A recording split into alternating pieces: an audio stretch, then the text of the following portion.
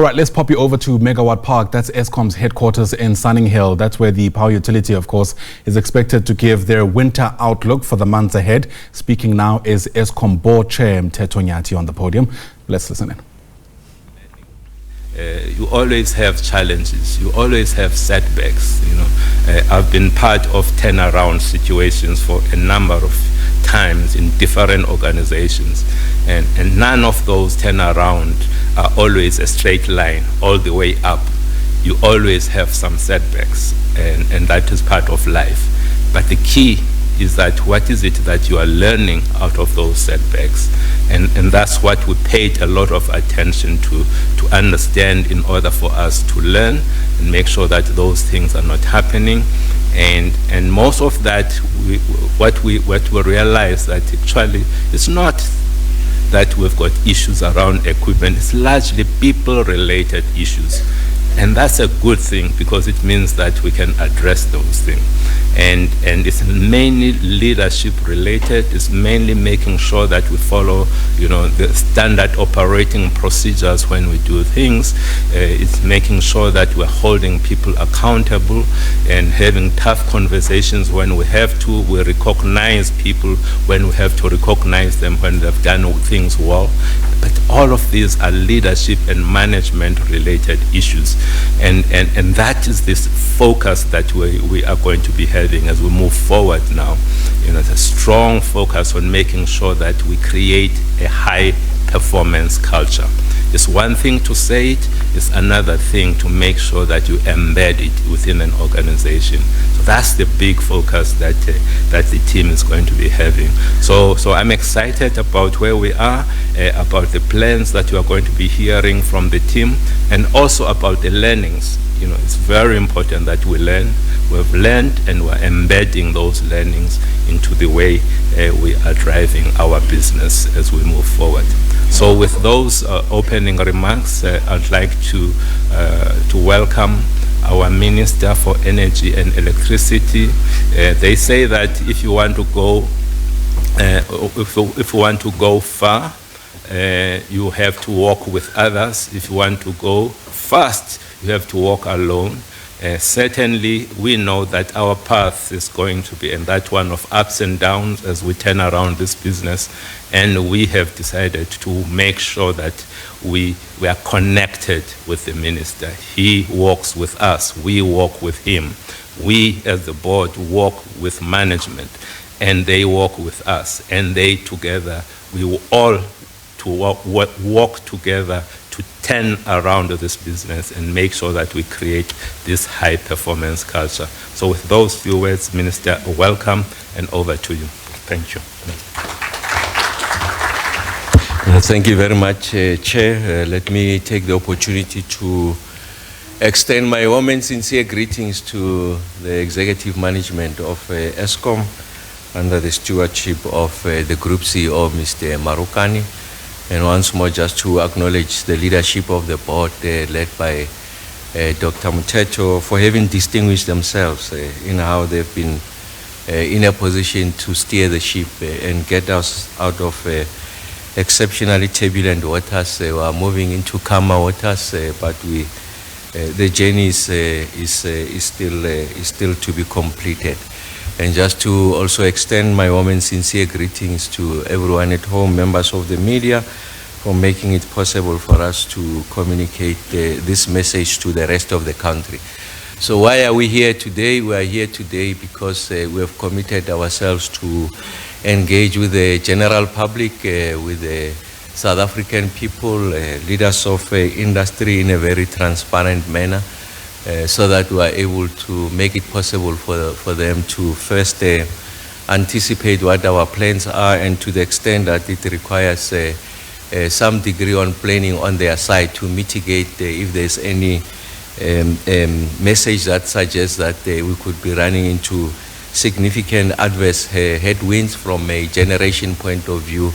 The industry would have read it itself. So we're keeping to that mantra of ensuring that we continue to engage in a very transparent and robust manner. We have done this on multiple occasions, so it's not induced by any public inquiry, but essentially is our commitment to the South African people. And just to congratulate Mr. Marokane and Mr. Nxumalo and the 40,000 men and women of Eskom for the diligent work that they've executed over a passage of time. Maybe just a reflection on one or two things of on what are the major changes, if you like, between the last briefing. Remember, the last briefing was on the winter outlook, and then outside our normal briefing when there's an episode of load shedding, the more structured one in relation to the outlooks. The last one was when we shared the summer outlook. So what has been some of the movements? The first thing is Kubek unit number 1 now has received the long-term operating go-ahead from the regulator, and thank you very much, Mr. Nxumalo, having being at the apex of that effort to ensure that we are able to get 20 years of additional life for Kubek unit number 1. And I'm also confident that we are going to deliver the same exceptional results when it comes to Kubek unit number 2 that will meet the expectations and the requirements of the regulator. The second major achievement is that if you remember, I think about 2023 or so, we had to go to the Minister of Fisheries, Forestry and Environment to ask for a special dispensation. And that dispensation was to allow us to install a temporary stack at Kusile, because the more permanent stack, the chimney had significant challenges as a result of the deposit of the slurry on the chimney and threatening the structural integrity of the chimney. We took a view that for safe operation, it is important that we are able to have a temporary arrangement to still continue to benefit from the 3 units of Kusile unit number 1, 2, and 3. And then we made an explicit commitment to the minister and then to the country, because we bear the obligation of ensuring that we protect the environment, our nationally determined contributions in relation to the greenhouse gas emissions that kept in check, and in fact the promise we had made to the country and the rest of the world gets to be delivered. And then we understood that that temporary arrangement was going to undermine some of those obligations, and then we said to the minister in the country that we needed a period of close to a year for us to be able to ensure that we restore, if you like, some degree of normalcy in this instance, meaning that we're going to revert back to what is in fact the original design for that unit 1, 2, and 3. So what I'm happy to report now is that we have been able to restore unit 2 and 3 back, and I think the last of the units, unit number 1, will be placed back to in its original form before the end of May. So that commitment we have given to the minister in the country, we have delivered on that commitment. So thank you very much, Mr. Nxumalo. So what that means is that the change that we are seeing now, when this unit, the 3 units of Kusile 1, 2, and 3 are giving us these megawatts during the period of this winter period, in fact, we remain within the parameters of what is licensed for that power station.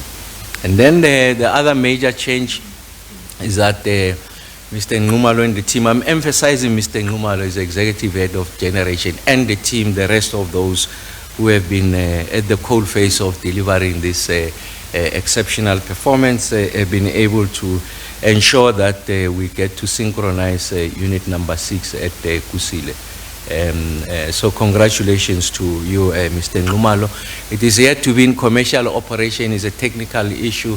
It's giving you the megawatts. At times they must be taken out to be fixed, and then once it gets into commercial operation, we'll then get the long-term benefit of that unit. But what is important is that it has been synchronized to the grid, and then we get periodically those megawatts from unit number 6. It will get to commercial operation and then we know that it is with us. It's a major feat of engineering.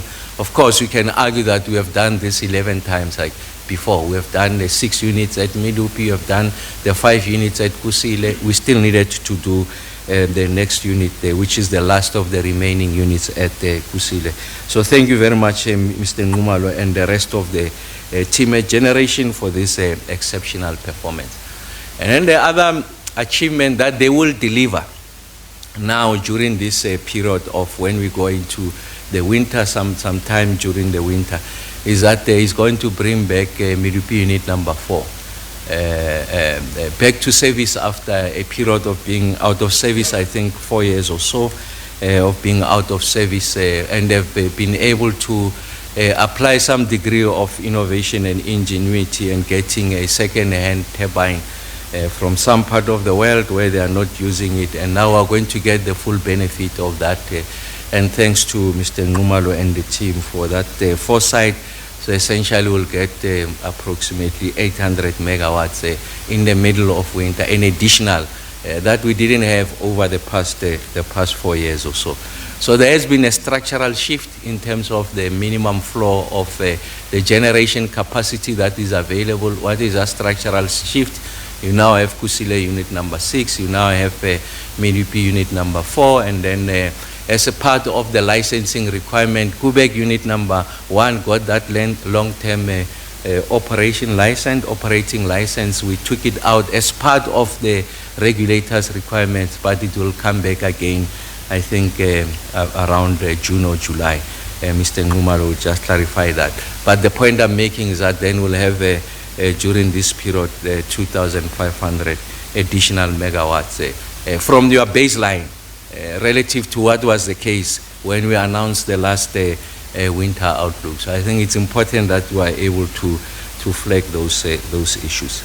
And then as I conclude, I want to make the following points with regards to the policy questions. So the major achievement over this period since the last time we met and now from a policy point of view is that now we have put into legal force the Electricity Regulation Amendment Act, which essentially recreates, if you like, the electricity dispensation or ecosystem in this country. So essentially we are undermining Eskom's monopoly on the generation side. We are introducing the National Transmission Company of South Africa. It's a major achievement. It talks to the liberalization of this space, the reforms that President Ramaphosa announced as part of the broader package of the Energy Action Plan. You remember it had 5 outcomes. Now we are delivering on that. So now the South African electricity legal architecture provides for private sector participation. And then in this regard, I'm happy to announce that working with our regulator, we have now, the regulator has approved the wheeling framework. I think tomorrow or sometime during this week, I will be calling a media, if you like, brief, just to share with the rest of the country what it means for us to have approved the wheeling framework. What are some of the key, if you like, provisions of that framework? Because what it's going to do is going to accelerate if you like, private sector investment in relation to, in part, rooftop solar solutions, but also utility scale on generation is going to happen because we have created legal certainty. We have defined the rules on how you are going to import and export your electrons across the infrastructure of Eskom and or municipalities, whichever the configuration is. It's a major piece of intervention, but I thought that will not cloud the winter outlook by sharing with you that detail. We'll spare you that and share that with you tomorrow with the regulator. As a general rule of thumb, I will not have the regulator and Eskom at the same table for obvious reasons, and then will occasion that opportunity for us to share with you what that does. So I mean, if you were to ask me is one of the biggest interventions that we have made in the electricity ecosystem in this country. If you look at the calculus of what is required for us to be able to achieve energy security, it's a major intervention that we are proposing. So it's going to introduce certainty, it's going to trigger and spare, if you like, catalyze a private sector investment in that regard. And then the third policy issue is in relation to the issues of transmission modernization and expansion. We did carry the nation with us explaining that now we're going to be inviting private sector participation. And we remember that transmission essentially is a natural monopoly. The state will never relinquish ownership of the transmission. It's a national strategic asset. It can't be in the hands of anyone other than the state. So that principle is established. What we are trying to do is not to overburden the national fiscus. You all know that the fiscal matrix has deteriorated over a passage of time. The NTCSA balance sheet is not sufficient to support the kind of investment that is required, but we also know that there's the liquidity that is sitting with the private sector. We want to tap into that liquidity to ensure that we are able to modernize, expand transmission. Why are we doing that? We are doing that because as part of the Energy Action Plan announced by President Ramaphosa, two things, outcomes. He says we must accelerate private sector investment, we must accelerate the procurement of public sector, if you like, of additional capacity coming from the private sector. And we know that where we have significant assets of renewable energy on the coast, the Cape provinces, the Western Cape, Northern Cape, and the Eastern Cape, that's where you have the wind speed, where you have the best irradiation of any other part of the world is in the Northern Cape. But we have exhausted grid capacity. So if our ambitions of ensuring that we recalibrate the energy mix, you have a significant share of renewables, you can't achieve that without the expansion of your transmission. And that's what we are doing. So we're delivering on a big ambition. So the end state is not the transmission, it's an enabler. The end state is for us to achieve energy security by ensuring that we are rebalancing the energy mix. There's a bigger share of renewables coming out of that. We did make the point, request for calls for qualification will happen now in June, and then for proposals on that identified list of pre-qualifying candidates, then we'll ask for proposals. We have designed corridors, 7 packages of work programs that are going to lend themselves to private sector investment. So this is what we announced, and what I'm saying now, there's nothing novel about it. It has been done in the rest of the world. We're just simply giving it South African characteristics. And then we have designed also a credit guarantee vehicle. We are not going to burden the national fiscus because, like I said, the matrix has deteriorated. So we've come with an innovation that is acceptable to market players, and we are confident they will invest. And as part of that, we'll then broaden the industrial flow of the country, get people into employment, manufacture the transmission, the transformers that are required, the pylons that are required, the wires that are required. So in that way, we are able to contribute to the national fiscus. We are creating much needed jobs. We get people into employment. So remember, we are resolving an economic question using the electrons in this instance. So using the megawatts, we are answering an economic question. I always make the point, it's not generating electricity for its own sake. We are generating electricity to answer a bigger economic question. And part of the problem why the economy has not grown is because of it has been throttled by this energy electricity deficit, and also the challenges with regards to the logistics side. And then the fourth intervention is gas to power. You know, we have gone out, we have received, if you like, feedback from the market. We know how to redesign that. I think the question is the issues around the load factors. And remember how we enter this conversation. We're not entering the gas to power conversation just to resolve an electricity problem. We're entering the gas to power conversation to resolve an economic problem. So if that's how you enter, the lens you use is an economic problem, then your load factors are completely different from what will be a narrow consideration in relation to an electricity challenge. So for electricity, someone called a system operator can say 25% load factor. It will not happen. It will not spare the industry with regards to gas to power. Power will be the major catalyst, so we know that it should be load factor 50% plus. So essentially, I'm standing here to announce a policy position of government in relation to gas to power. The load factor is not 25%, significantly higher. We are not resolving an electricity problem. We are resolving an energy problem and an economic problem to be able to address the suppressed demand with regards to gas, and that's what we will be doing, significantly higher than the 5,000 megawatts. The nuclear to power, I made the point that Mr. Nxumalo, we are going through the licensing requirements with regards to Kubek Unit Number 2. The IRP is at NEDLEC. They said they'll consider it around June or so. It's a legislated process. We had to be patient. NEDLEC will consider that, will not put the undue pressure. And also what we know is that for us to be able to build a viable nuclear economy in this country powered by nuclear to power, you need significantly more than the 2,500 megawatt.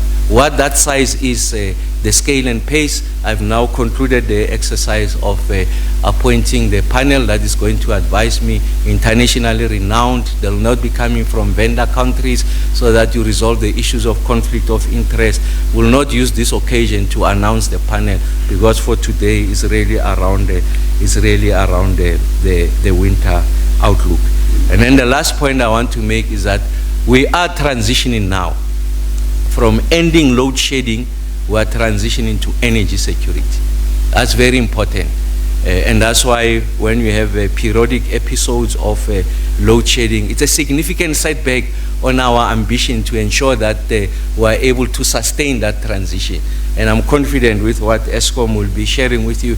You will see that now we are getting to a point where we'll be saying we are ending load shedding, and then we are transitioning into energy security.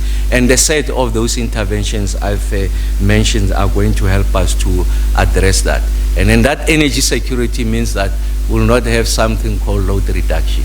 Again, we don't want to swell this briefing.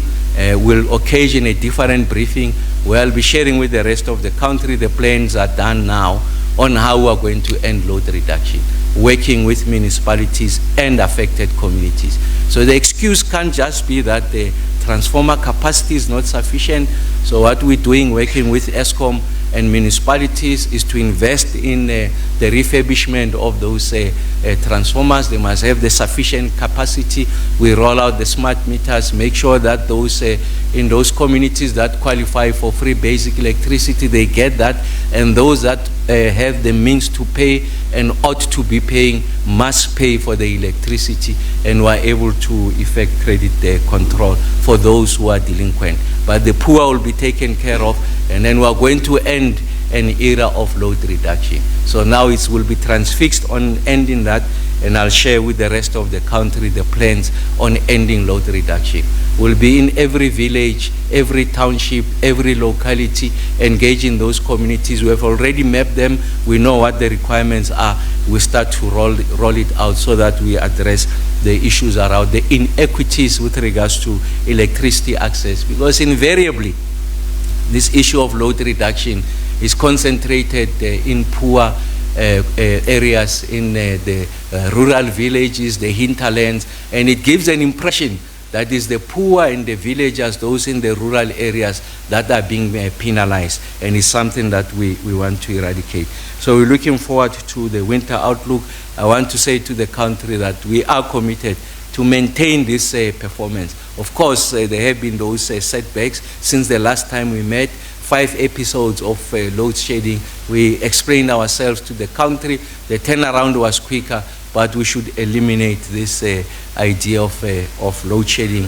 A child who's born 10 years ago, in his or her vocabulary, load shedding is almost normalized. Those who were born much earlier, it's something that we encountered when it started, I think, in the late 2016 or so, when we started to experience it in the kind of intensity that we have been experiencing it. We will not eliminate it from our vocabulary, but we will eliminate it as an experience. And we want to ensure that when we talk of load shedding, we talk of it in historic terms, not as something that is threatening us. And when we come to briefings of this nature, I'm sure the first question is, what do you anticipate the intensity of load shedding? We must get to, when we share with you the winter outlook, that there's no question around load shedding, but we're sharing with you what the mix look like, the cleanness of what we are delivering, and also what constitute the base load there. So thank you very much. Must I invite someone? Oh, I'm inviting you to invite someone, yes. Thank you, Minister. Then I will now invite our Group Chief Executive, Executive Dan Marokane, to give us the presentation for today. Thank you. Ladies and gentlemen, good morning to the viewers at home. Minister, thank you very much for your constant support. Dr. Mteto. Nyati, thank you very much for your leadership from a board perspective. I also want to acknowledge the Group Exco of Eskom that is present here. We do have a flower at our table today, but I'm also happy to see that the other group executives are here as well, in Dr. Candice and in Ms. Portia Ngomezulu, as we continue to build our team and also make it relevant to the realities of our world. Colleagues, guardians, thank you very much for your hard work. It is on the back of your hard work that we deliver this state of the system update. It is centered in your performance, and also it embodies your performance aspirations going forth. I know we're having this session today after multiple inquiries in terms of when are we going to have it. The last winter outlook update was done around the 28th of April last year. I'm asking that after we deliver this winter outlook, that you allow us time to respond to when is the summer outlook going to come out, because there seems to be like we want to know more in the next day. But let me take you through the briefing, which I'll be sharing with my colleagues, my able colleagues, Peggy Ngumalo and Monde, and we'll round it up with a Q&A session to enable engagements with all those in the room and those of you who are joining us through the online system.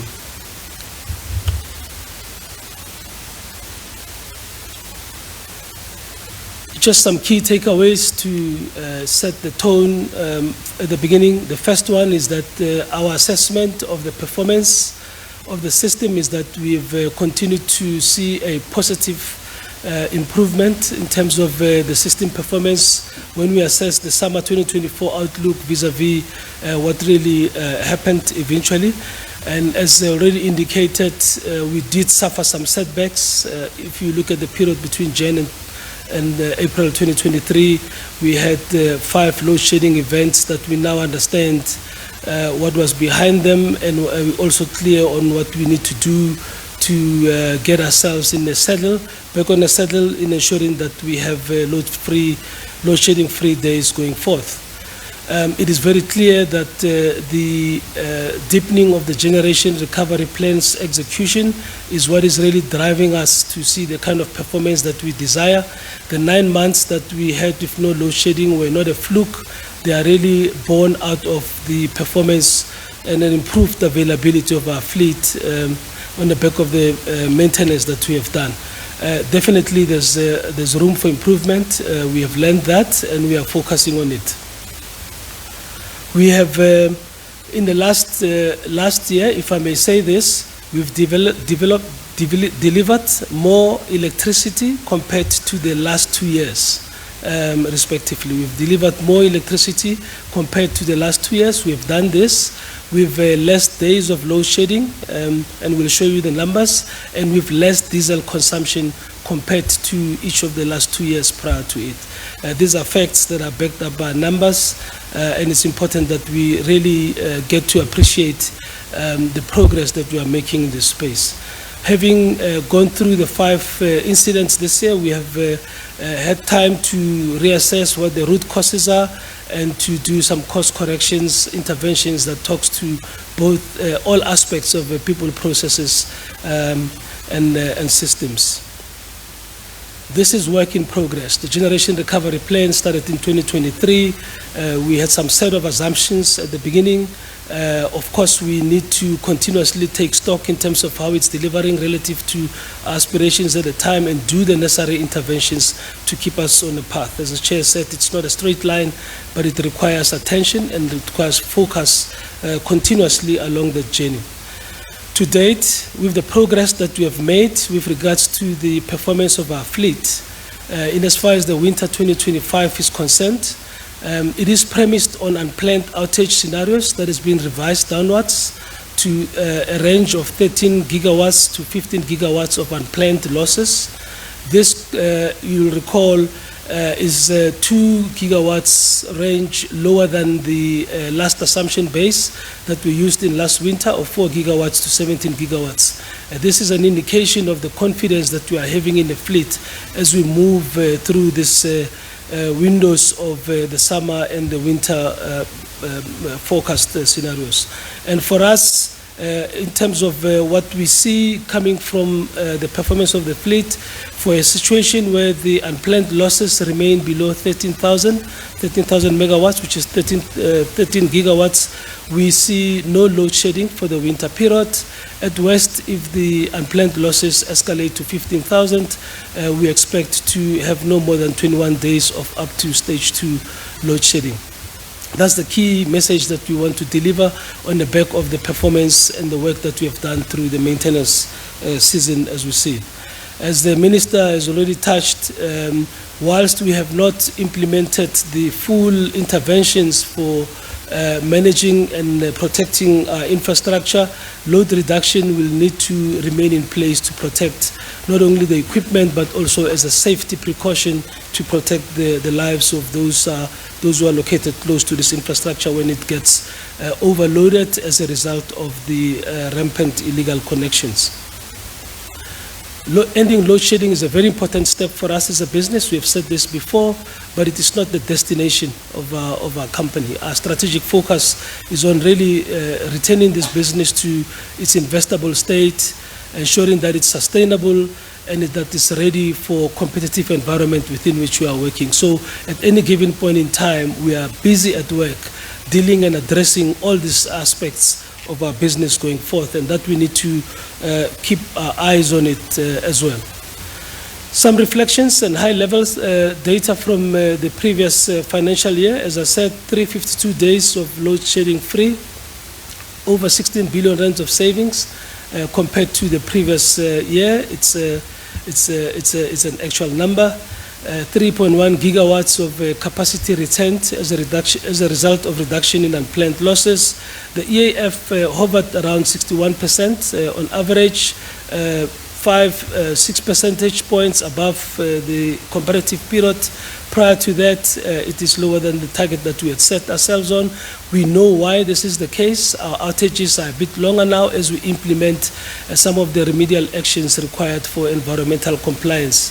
And we also did have some slippages in getting some of the units and capacities that we anticipated to have by the end of the financial year, which will be a subject of our update as we've indicated to yourselves. The PCF, you'll see, still consistently high, almost a percentage point higher.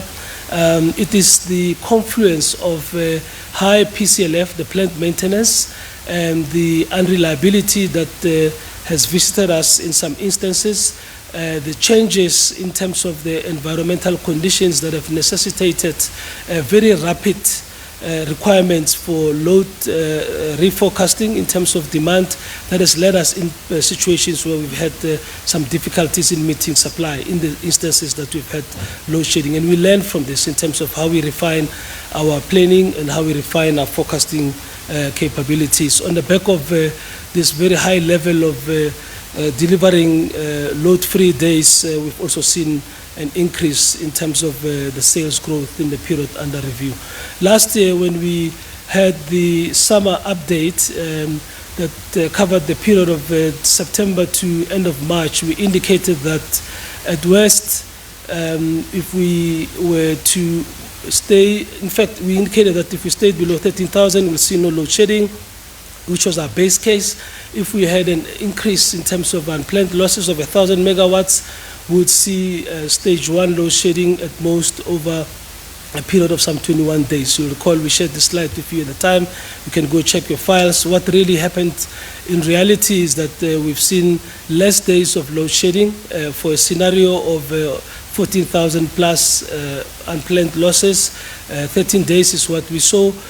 We know now that in some instances, at least 3 of those, the intensity of the load shedding was slightly higher. And as I said, it was as a result of the confluence of higher plant maintenance added to unreliability that manifested itself in a form of multiple unit trips in some instances that really got us into that area. Our planning going forward with additional capacity that we have will tend to smoothen the execution of maintenance over a longer horizon than concentrate it over a shorter window that makes us vulnerable to any fluctuations that may happen at short notice.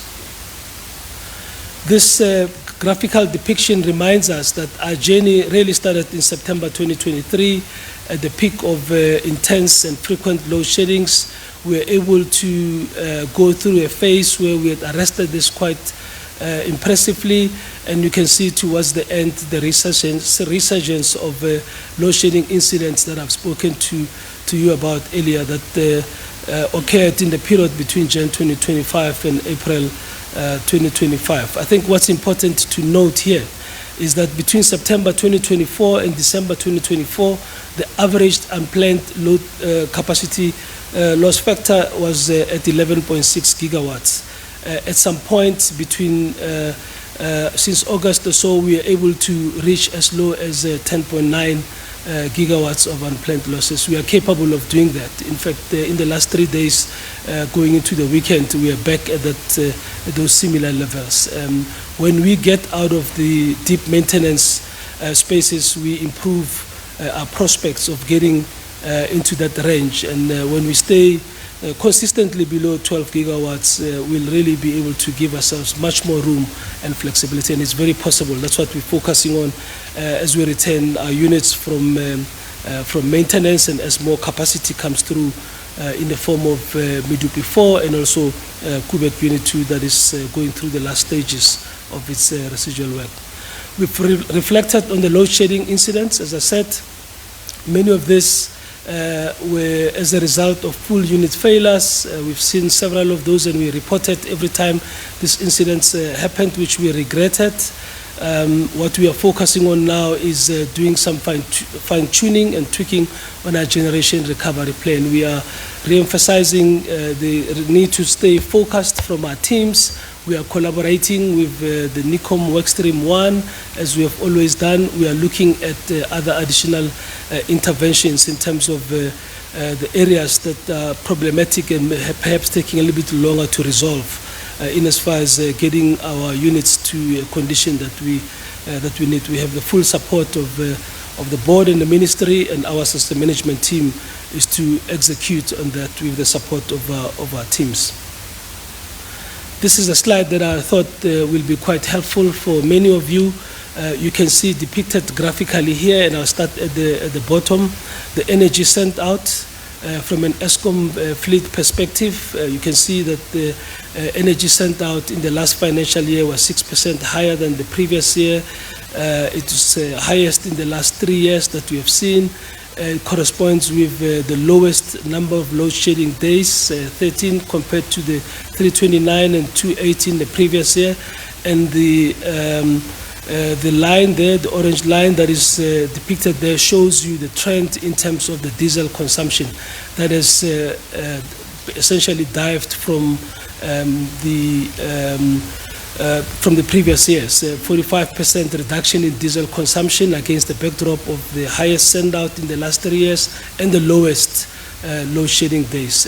It's important that we understand this. Are we where we want to be? We are not where we want to be. We use the OCGTs very tactically to support the period that have got high vulnerabilities for us. And once we have all our capacities at full steam, you'll see the diesel expenditures also going down quite significantly. The numbers are there to see. Last year when we ran through the entire winter until the end of the year, that number was kept quite low. With additional capacity available, we'll be able to get ourselves through to the space. So I thought we should debunk the myths with regards to what is really driving this performance. We have to continue our focus on fixing our existing fleet, because therein lies the easiest and quickest way of increasing our energy security, and our focus needs to remain on that. For this winter, as I indicated, below 13,000 megawatts of UCLF, we see no load shedding. As soon as we get into the range of 14,000 and above to 15,000, we may see stage 1, stage 2's days showing up, as I indicated earlier on. At worst, 15,000 megawatts, the frequency should be within 21 days. I've reflected on last year's numbers where we thought we'll have up to 21 days. We had 13 days. We've had 2 days of load shedding thus far at above 14,000 UCLF. We are very comfortable that with the plans that we have and that we're pulling through, we should be able to stay within the 13,000 megawatts and even better, and that way create the same level of comfort for the country. We have some big units that are coming back, and Becky will talk about the progress in that regard, which is essentially the progress that we are making with Kusile Unit 6 that is that's synchronized, going through towards its commercial operation date. Impressive performance. It's already reached its maximum send-out capacity in the last 10 days. Medupi is in its final stages of commissioning, and all that capacity was not there when we tackled last winter, and it will be an arsenal, an additional tool in our arsenal for this winter. I'll now hand over to Becky, who will take you through the progress update on the generation recovery plan, and Monde will immediately follow him with some demand management initiatives that we also embarked on. Thank you.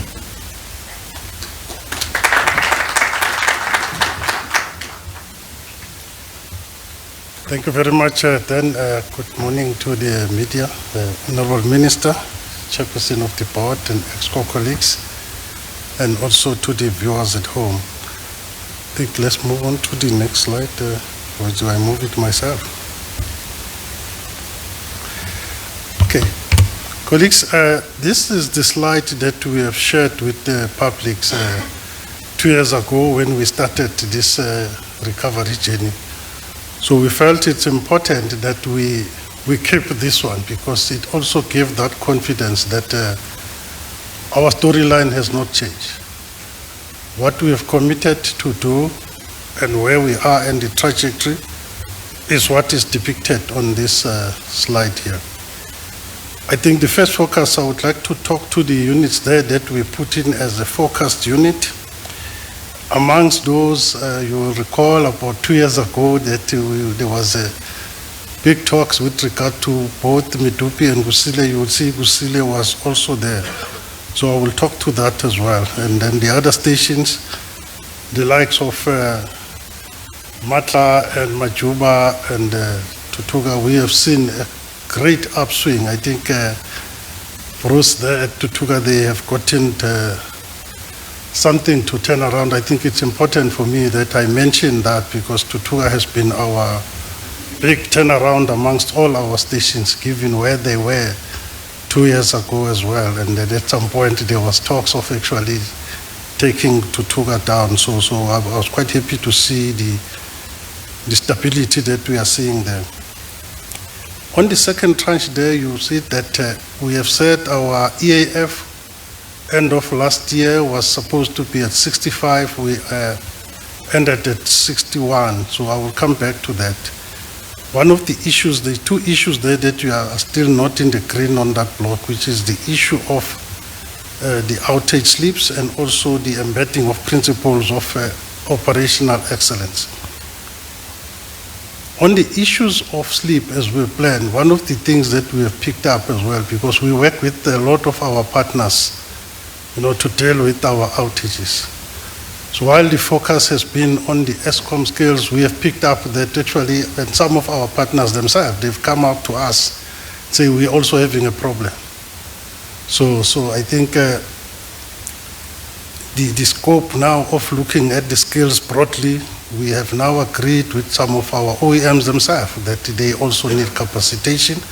We are working with that, and also all of our partners that works on our plant, we've picked up that the issues that need to be addressed, we are dealing with that. So we are putting a different plan now as we go to the next outage cycle, because we pick up some of the things that we are dealing with as well, that we can't only focus only at Eskom scales. We need to look at everyone who is involved in our fleet, because we're working with, and then the other thing on the issues of EAF, you would see there those 3 Kusile unit, Minister talks about that.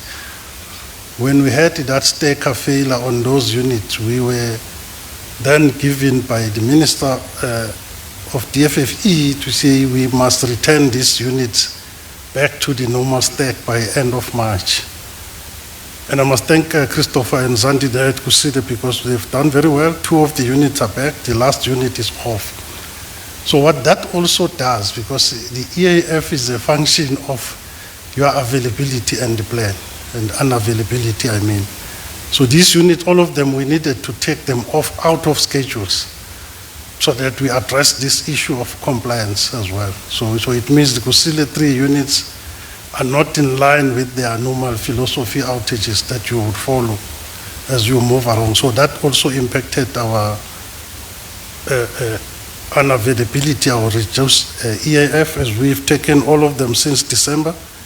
The last one is going to come back later this month as well, and that will give us even more availability. I think it's important also at this point to mention that Medupi and Kusile, I always emphasize these 2 stations because there's been a lot of issue with their performance. Kusile has now become one of our key stations and anchor station.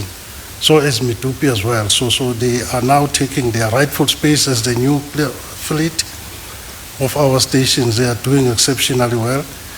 Then that brings me to the last tranche there of the plants there. We've got Kusile Unit 6 there. You see it was only green. That unit, we went to full load. It was synchronized in March. We went to full load a week ago. So that unit is also now supporting the system.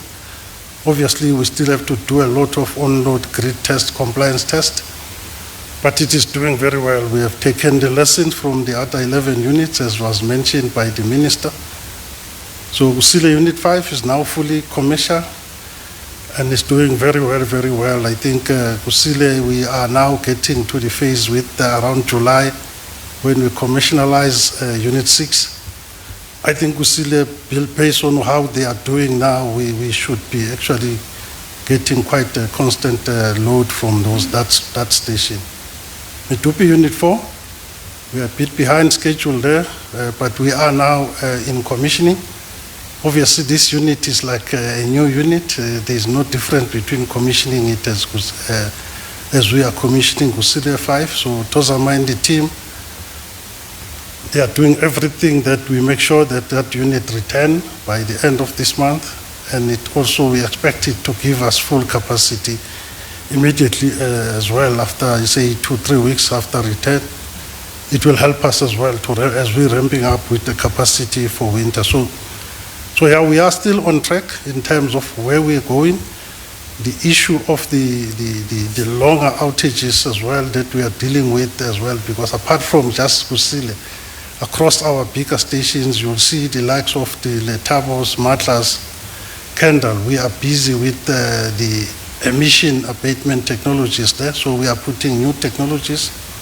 So the outages are much longer than the normal outages. Instead of 80 days, they are in a region of 150, 160 days there. And that also applies to Quebec as well. We are not at the normal time. This just also give the view that correlate with those what I was sharing on that slide. You see there, if you look at where we started at 18,000, so it means then if the average was 18, you were closer to 19,000-20,000 on average. But so to where we are now, you'll see that increase from January to March now this year. So what becomes apparent there is that one of the key variables we pick up is that there was just too much. The weather was not as what we used to get as well. So if you are having such type of weather, which means then in our coal fleet there's additional focus by staff dealing with coal coming in and all of those things. So we are talking with the team that we need to plan differently for summer now than winter. At least winter we're dealing with one variable that is cold. Summer you're dealing with high plant maintenance, high weather changes, so it makes it very difficult to recover once the units are off. And then we have seen also some of our key stations, especially I would mention the Thabo and Matimba, that during that period they also did not do well. So, but it was quite pleasing now that from last month we've seen those two stations really getting to the levels of performance that we expect from them. So thanks to Karabo and Obakeng there, because if those reliable stations also start to give problems, it also impacted the rest of the fleet. So we are quite happy to see that turnaround from those stations. So it means that the focus from management is still there and our staff are at site as well. So going to this winter with those stations at these levels of performance is quite encouraging. So although from January to March the performance was not at the right level. This slide is also the journey that we've been sharing all along. We are at the last mile of it now with Kubek. We've spoken about that Kubek is now a port unit. We have done the replacement. We are busy with some of the additional work. You will note that Kubek 1 as well is not a normal 90-day refueling outages, because there is some projects that we have committed to the regulator that we will do post a life extension. That's what we are busy with now at Kubek 1. So that outage is also in the excess of 160 days. So the plan is to come back around end of July, beginning of August there. So it's also another very, very long outage, which also impact on the EAF as well. So the last one I spoken to, the Medupi one, we're looking forward to get that unit on load this month. So commissioning is always the risky area in any plant, so we want the team to be quite focused on that. But I'm quite confident now where we are that we will close this chapter of bringing back these megawatts. My last slide, obviously we have picked up that although the recovery has given us some steady performance going down, we've seen that we cannot stop. We always need to recheck ourselves, starting with the leadership as well, and leadership across all levels. So what we have seen in the past 2 years now, that at least at the GM levels on site, we have seen much better stability, not too much changing there. So that helped as well, because people start to understand what's happening on site, and it gives also, but we are focusing also at the level below that, working together with the HR team. The leadership is critical in terms of the focus, because some people, we appointed them during this time of recovery, so we need to bring them to the point where it is not a norm to be in this space. So we need now to start moving towards a sustainable period. I did ask that the support in terms of what we are getting from the minister, the board, and also from the Exco, I think it's at the right level. So now it's for us with our partners to focus on making sure that the skills across the value chains are at the level that we are expecting as well. So the issues of dealing with the spares for long late, I think that one we've got a plan that we will also put on top of what we have been doing. So there will be a team that will just be focusing on that now from the team that deals with our outage planning as well. So yeah, that is the story from the generation side in terms of just to add on what Dan was saying, and then at this point I will pass over to my colleagues. Langa, over to you, sir.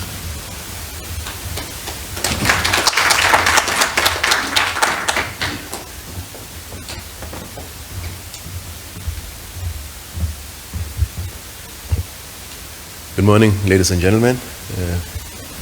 Special greetings to the Minister and the Chair, and to the Eskom Group Chief Executive and my EXCO colleagues, and to the media and to the viewers at home. Just on the distribution side, I think resolving a lot of the issues on the supply side actually exposed some latent weaknesses that were existing in the system, mainly on the distribution side. I think we all live in areas where we, in residential areas where we are at the last mile, and we get to experience some of the issues that we experience at a local level. So whilst we may have the electrons in the system, getting the electrons to where they're required sometimes actually is the challenge. So we introduced an intervention which was born out of necessity called load reduction. Now, load reduction, it's always important that we explain, because whether a load shedding or load reducing, the experience to the customer or to the end user is the same. So in its simplest term, load reduction is what we do is we monitor the activity at a local level, on the local infrastructure. We monitor the loading thereof, and when the loading gets beyond certain thresholds, then we proactively take steps to manage that overburdening of that local infrastructure. Now, what the Minister had pointed out, that this is largely in areas where there is a proliferation. All right, so those are live visuals that you're watching there on the main aspect of your screen, and in frame is Ngomala, the Group Executive for Generation at Eskom, as they provide their winter outlook. And the takeaway really at this moment is that Eskom is hoping to completely avoid load shedding this winter, but if they must, they're hoping to contain it at stage 2, and this will all depend on unplanned breakages or unplanned unit trips, which really have been at the heart of the load shedding you've seen over the past couple of weeks, perhaps even months.